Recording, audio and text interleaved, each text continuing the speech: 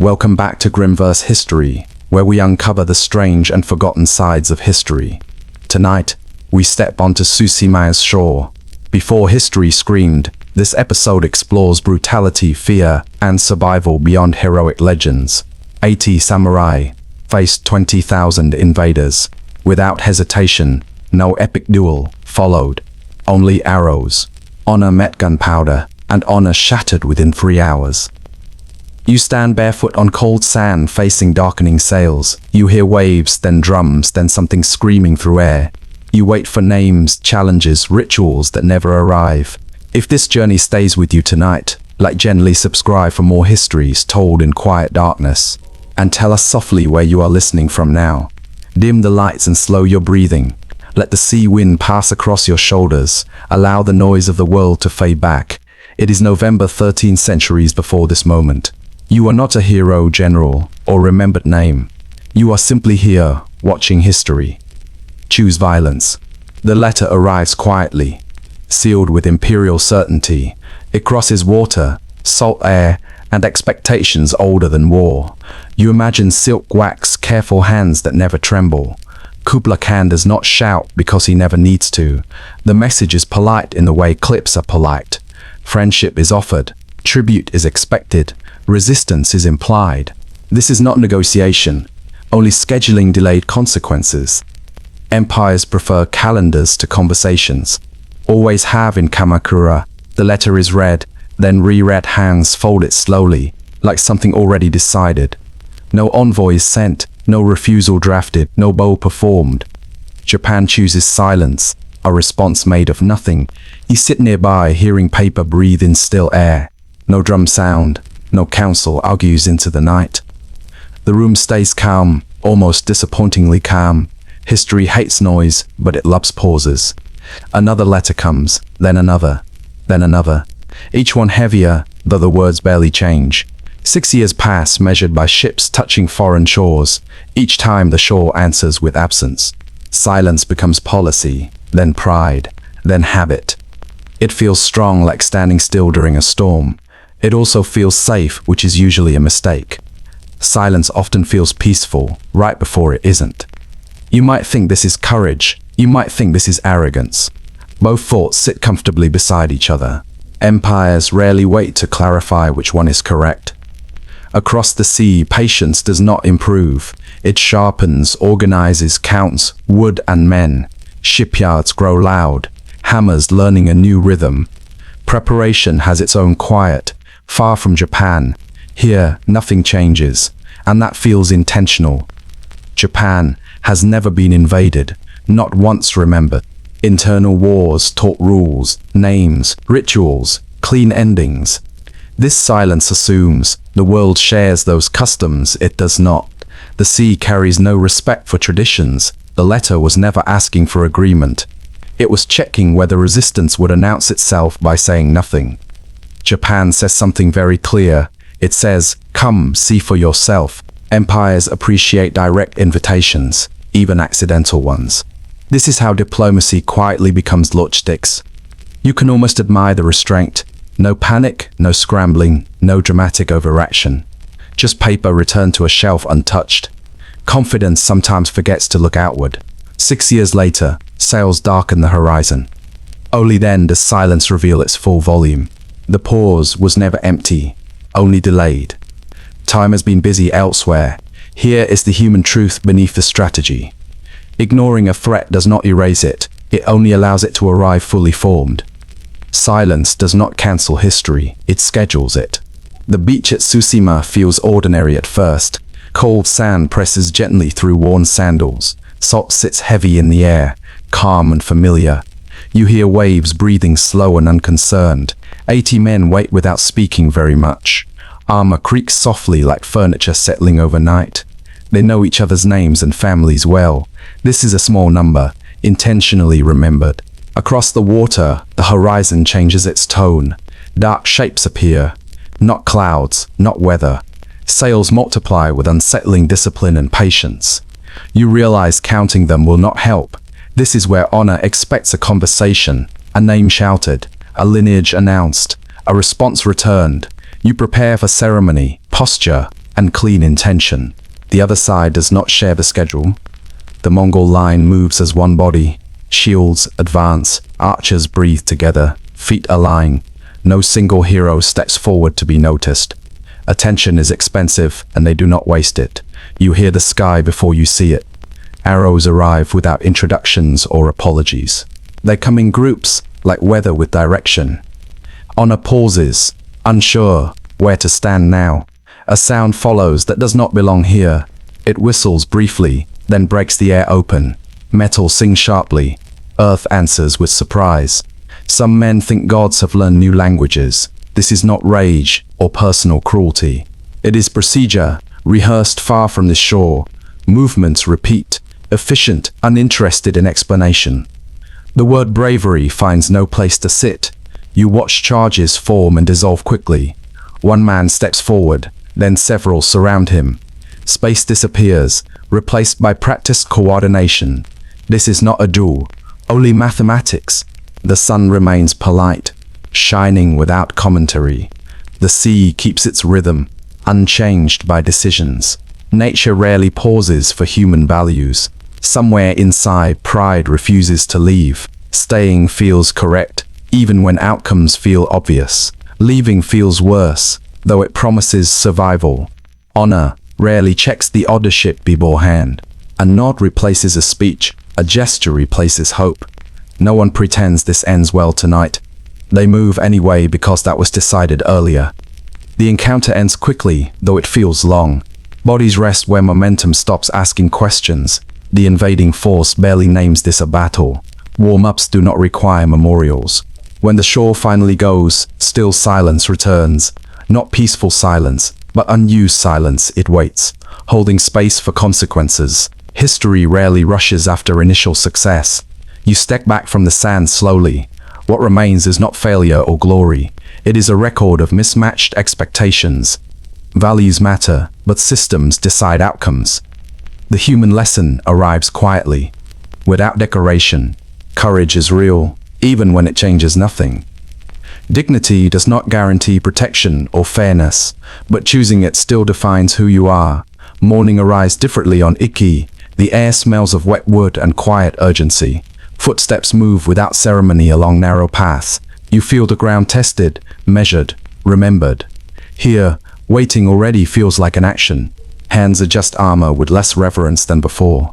Eyes scan hills, not horizons, learning new habits. The lesson begins without formal announcement. On Iki, preparation replaces announcement. Barricades appear where greetings once stood. Arrows wait in clusters, not in individual pride. You notice fewer speeches, more glances exchanged. This time, no one expects fairness. They expect time, angles, and exhaustion. Fighting becomes quieter, closer to the ground. It feels less glorious, strangely more human. You stand behind rough wood and packed earth. The texture scrapes your palms when you lean forward. Your breath stays shallow, counting distance instead of names. This is survival learning a new language. When the landing comes, it is not clean. Noise arrives first, then movement, then pressure. The defenders do not rush forward anymore. They wait, which feels unfamiliar and effective. Groups move together, then dissolve into shadows. An approach, a strike, a retreat into trees. No one stays long enough to be admired. Efficiency quietly replaces reputation. Iki does not hold forever. Numbers still argue louder than intention. But something important survives the loss. Information travels faster than honor now. The air changes as you reach Hakata. Wind carries dust, salt, and persistent tension. Stone walls rise with blunt practicality. They do not care about stories, only height. You walk along the wall at night. Cold stone presses through thin sandals. Voices murmur below, counting steps, sharing signals. No one asks who deserves the first strike. Here, defense feels like patience made solid. Archers stand close enough to hear breathing. Orders stay simple, almost disappointing. Hold, wait, move together. When contact happens, it feels heavier, not heroic, not sudden, but grinding. The attackers advance, then slow, then pause. Resistance now has shape and memory. You notice something subtle and important. Fear is shared, not carried alone. Mistakes happen, but someone covers them. Survival becomes a collective responsibility. Night falls, and with it, understanding deepens. You are not stronger individually. You are harder to erase together. That difference matters more than tradition admits. Honor does not vanish. It reloyates. It moves from display to persistence. Staying alive becomes a form of loyalty. The human value settles gently at the end. Adaptation is not betrayal of who you were. It is respect for what reality demands. Sometimes, dignity means standing closer, not taller. The sea looks calm when the ships approach. Canvas snaps lightly. Ropes creak with practiced confidence. Nothing here seems urgent, and that is deliberate. You feel unease grow before anything actually happens. This war does not rush toward you yet. It waits for you to notice it first. Distance becomes part of the strategy. Fear travels faster when given room. You stand on a headland watching silhouettes move. They do not hide what follows behind them. Shapes hang where flags usually claim attention. Your stomach understands before your mind does. This is not aimed at the fallen. It is aimed at those still breathing. The living carry stories better than messengers. Memory spreads faster than fire ever could. You hear whispers form behind your back. Questions move quietly through villages and temples. What happens if we resist? What happens if we stay? The answer arrives without being spoken. Images repeat themselves along the coast. They are arranged carefully, almost thoughtfully. Someone planned how this would be seen. This is communication with no expectation of reply. No negotiation table waits at the end. The message asks only one thing. Do you really want to continue? You notice how the mind fills gaps eagerly. Stories grow larger than their sources. Each retelling adds weight, not accuracy. Fear prefers efficiency over truth. Some flee before anything touches them. Others freeze, counting breaths, counting days. Defense begins to weaken without a strike. The battle already claims its first victories. There is dry humor hidden in the method.